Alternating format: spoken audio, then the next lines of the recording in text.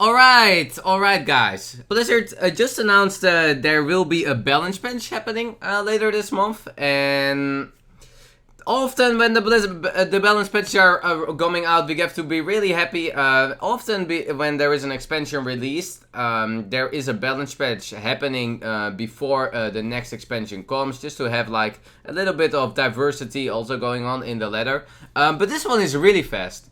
We are only 1 month in. We are only 1 month into the new expansion, and we even had a rotation of a whole new set. So already having a balance change, like after 1 month, is very, very early. Doesn't happen that often, but for me there cannot be enough balance changes, because I think the more balance changes, the more fresh the game feels, the better it is. So already really happy that now we get a fast balance change coming. First card that will get changed, Naga Sea Witch. Not a card that I have much to do with. It's a card that is not available anymore in standard. It's a wild card. But I never got why Naga Sea Witch was a 5 mana, your cards cost 5 and your giants cost 0. Like, it makes wild completely not fun to play. It's just that you have at turn 5 complete full boards with giants. I think they could even like just remove this game from wild. It really destroyed the fun in wild for a lot of players. So I'm happy to see this happening, but this should have happened like half a year ago. Like, the mechanic was really not fun in wild. But happy there is something about it changing. It might actually still get played. I mean, if you do the same thing just on 8 mana, guys, it's still very strong. So yeah. But now to the standard cards, the cards I am more excited about. First one, Spiteful Summoner. Will now cost 7 mana instead of 6 mana. So what they are changing on the Spiteful Summoner is the mana cost of the card. We all know what Spiteful Summoner can do. It is mainly played in Druid, where in combination with just Ultimate Infestation you can really build your deck around. There's also the Spiteful Priest still around, that is an archetype. But I'm happy to see the card changing. The card is way too good for 6 mana. The card might still get played for 7 mana. Like, I don't think that Spiteful Druid... the deck is already strong overall. I've played quite some Spiteful Druid, also at the European prelims. I've played it a bit here and there on ladder. And it's not that Spiteful is like necessary to win you the games. The power level of the Hearthstone decks are very, very low skilled in the latest expansion.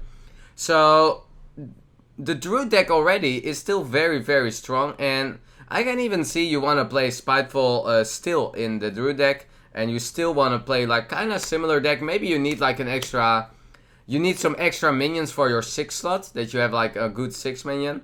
I'm definitely happy to see this nerf.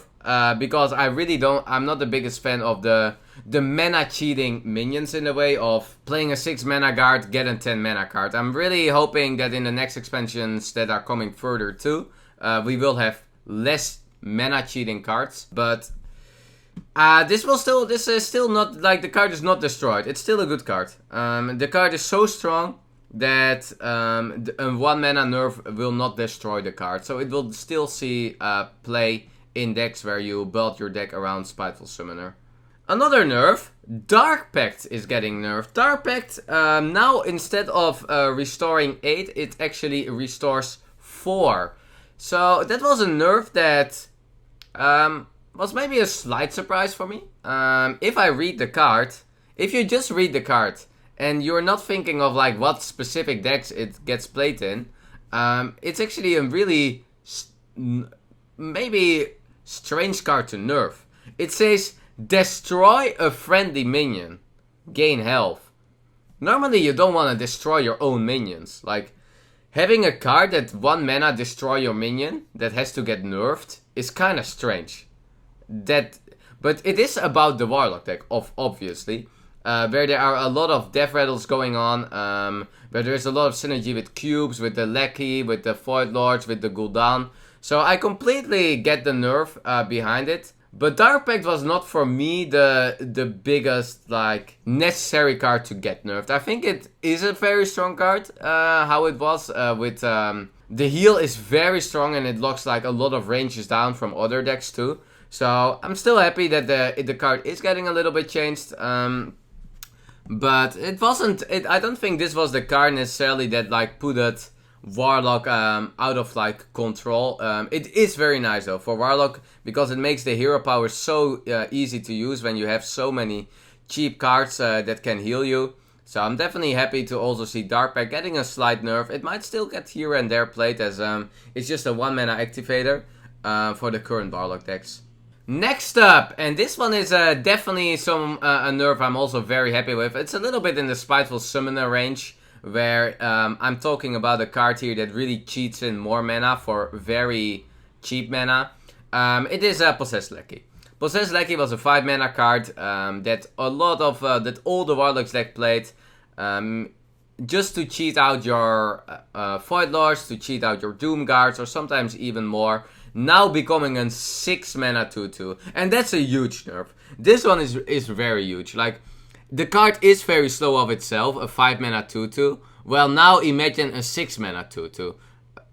Playing a 1 mana nerf on a card like this is very, very big, because now you really have to consider, do you really want to play a 6 mana card that is like this slow to just cheat out your Void Lord? Like, you're not cheating out that much anymore. With it like being 3 mana more expensive, you always have the chances of drawing your demons too.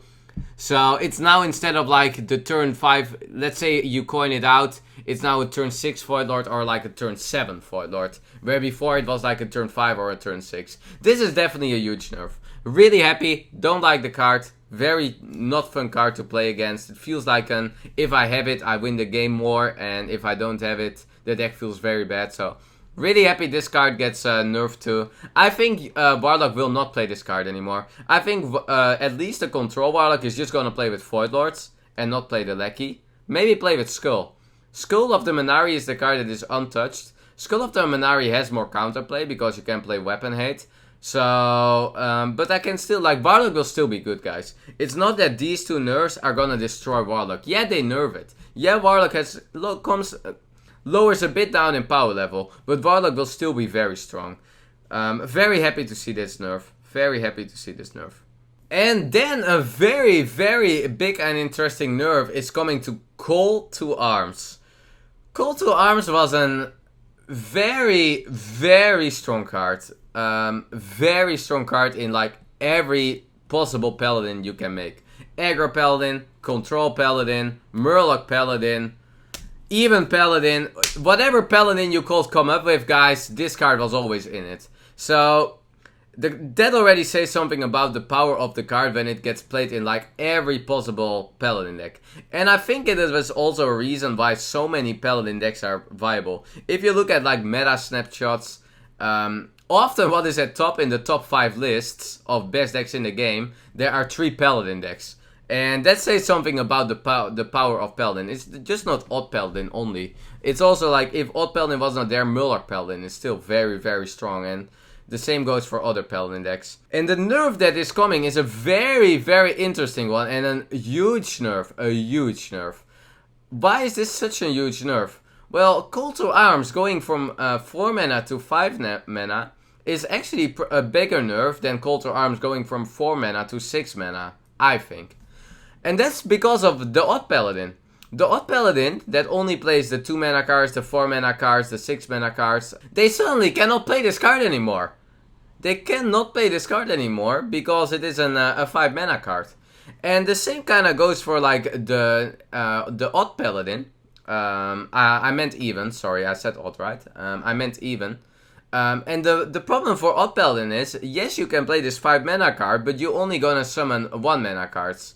So it's way, this is not a card like Odd Paladin wants to play. You don't want to play a 5 mana card that summons 3 1-drops. So very, very huge nerf. It will not see it played anymore in the even Paladin. So it's a huge nerf. It will still maybe get played in like Control Paladin, where you can like cheat out strong stats. A Control Paladin that can still cheat out 2 Beetles and a Doomsayer or like other strong statted minions. It can still get played there. Murloc Paladin might still play it because they also have access to Rightness Protector. They can combine the 2 and 1 mana. It's still a card that can like summon 3 cards for the cost of 1 card, so the value in the card is still there. But it's a very, very huge nerf, and definitely a nerf that was needed. The Call to Arms was definitely the problematic card of the Paladin. It cheats out way too early, a 4 mana card that can, like, that is so strong. It definitely is the right card from Blizzard to nerf. Really like the nerf, because you hit the problem. You also put it out of the range of the even Paladin. So I really, really like this nerf. And then the last nerf, a nerf that I have been talking about a lot, or a card that I have been talking about a lot, that is one of my least favorite cards probably in the game. It is the Caverns Below. The Caverns Below is such a strange card. It has been like a kind of a problem already for 1.5 years. It actually is probably I think it's actually the first card that Blizzard is now nerfing for the 2nd time. And that says something about the card. The Caverns Below, for the rest of your game, your minions are becoming 5/5s. Is now getting nerfed to your minions are becoming to 4/4s. And I'm still not sold on this. And that's like the strange thing, guys. And that says something about the power of this card. Because I'm still worried about this card. Even going the minions to 4/4.